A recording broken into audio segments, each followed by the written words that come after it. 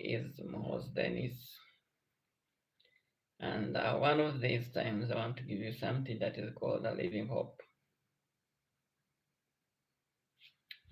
I'm a true testimony of what they call a living hope, because from the lookup of things, I grew up from the deep down village in a place that was not known.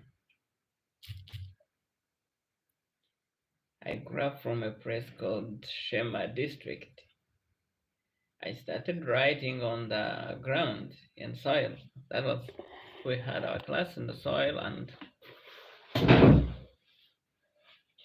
I never knew that someday I'll be in a place like Europe studying, and I never knew that.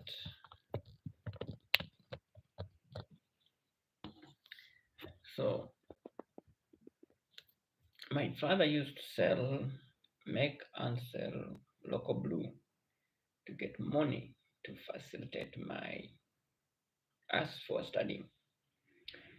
But God, who does not discriminate, made sure I grew up with intelligence. I remember the times in P3 when I was okay, by primary one you can get one that when I show you my report card of 1998, because I was born in 1992, and 1998 I started school 1998 in P1C. I was writing in the soil that there was a term that was almost made to repeat because the teacher said he is a frequent absenter. I don't know what would make me absent, but I would come and stay close to my mom because I love my mom so much.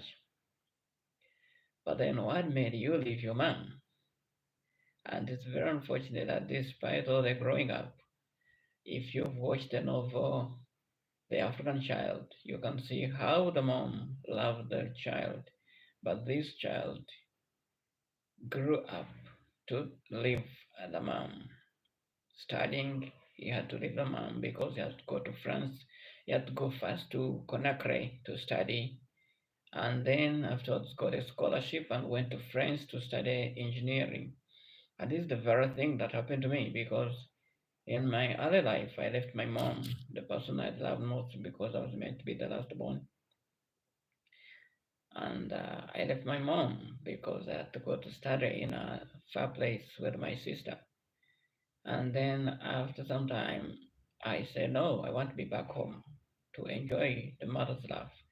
And then I had to go back to my mom. And I was there for 4, 5, then 6. They took away from me. They again won my heart back to another place far from my mom. It was my sister's place. And then I had to study P6, P7, far from my mom. I was not coming from home. And then time came secondary. I had to go to boarding school. Boarding school 4 years. Sometimes holiday I would not go to my village because I would stay with my sister.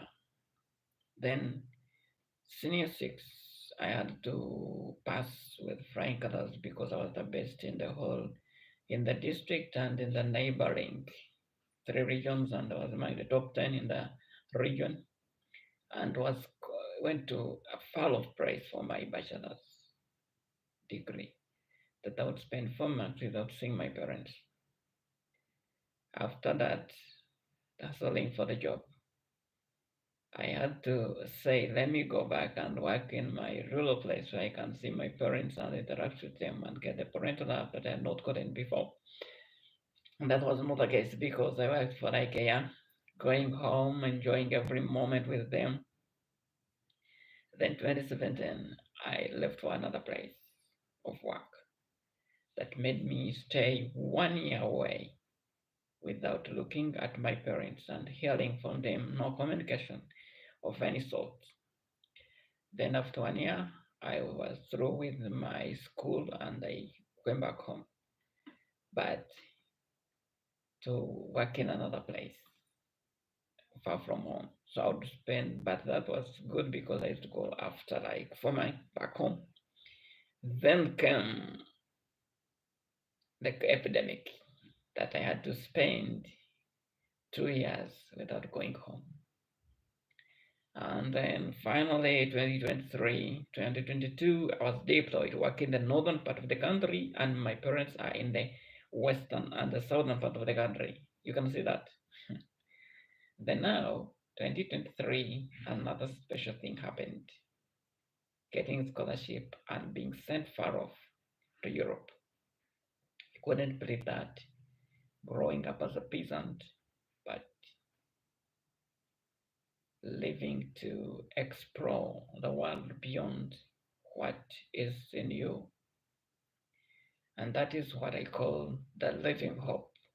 On 2024's theme, I say Jesus Christ is my living hope because I would never have reached this far if it was not Him. I may say I had climbed ladders. My parents supported me to reach a point that I could now climb the ladders because I went to Uganda Secondary School. Then they supported me senior four. When I jumped to that step, I took the burden of school fees from them. I again jumped another jump, again no burden of school fees. Again jumped another jump, no burden of school fees. So I said Jesus Christ was my living hope because never in my mind would I ever think, because I can't explain, I can't account that I really deserved all this. And so in my time when I feel down and stressed up and feel hopeless, I just remember that Jesus Christ is my living hope. Likewise, you, my dear friend who is listening to me, know that God is not done with you. He's not finished with you. At any time of the day, He is going to change your situation.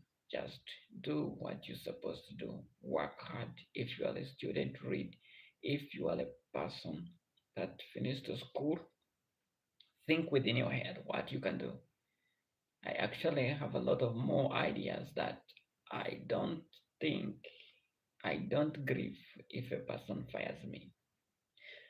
Actually, that is always my prayer that somebody fires me from work. Maybe I can get another idea because 2017, I resigned from the work I had that was part time because I was running two jobs by that time.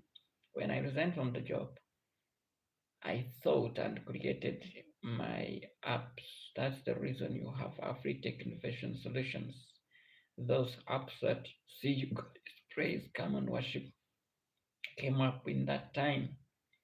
And they have done me so well and I've served the community that every day, at least when I'm down, I receive a comment that is uplifting me. And that is something that I say, my living hope. And anytime you're down, you will forsaken, you feel you are depressed. And one thing God has taught me is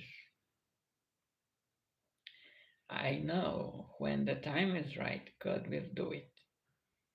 I don't, somebody threatens you that will not stay longer. I say, no, he is not meant to stay longer because the time of a man is 70 years. The rest are bonuses. So when somebody is telling me your dad is going to die, and that you will not tell me any news. Even if you tell me you're dying tomorrow, that's not news because I am crucified with Christ. Nevertheless, I live, yet not I, but Christ that lives in me. So death is not something I grieve upon or I fear, though I see people who had dreams, who had ambitions dying, and I just can't cease to cry a little about what has happened to them.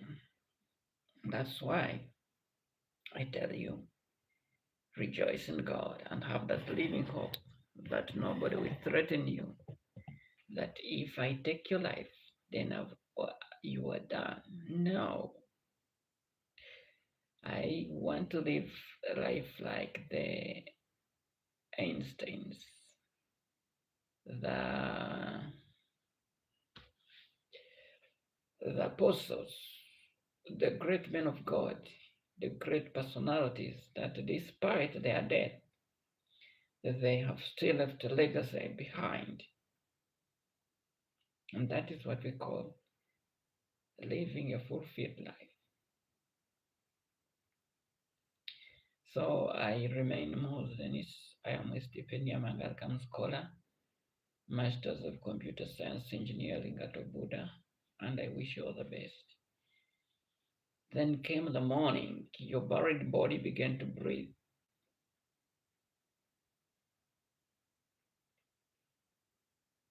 Jesus Christ, you're my living hope.